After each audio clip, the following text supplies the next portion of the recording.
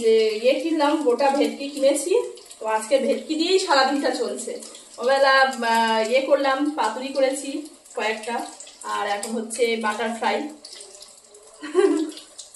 মাছ marinate করা আছে, সেগুলো এখন ব্যাটারটা গুলে নিয়েছি সুন্দর করে বাটার দিয়ে, ময়দা দিয়ে।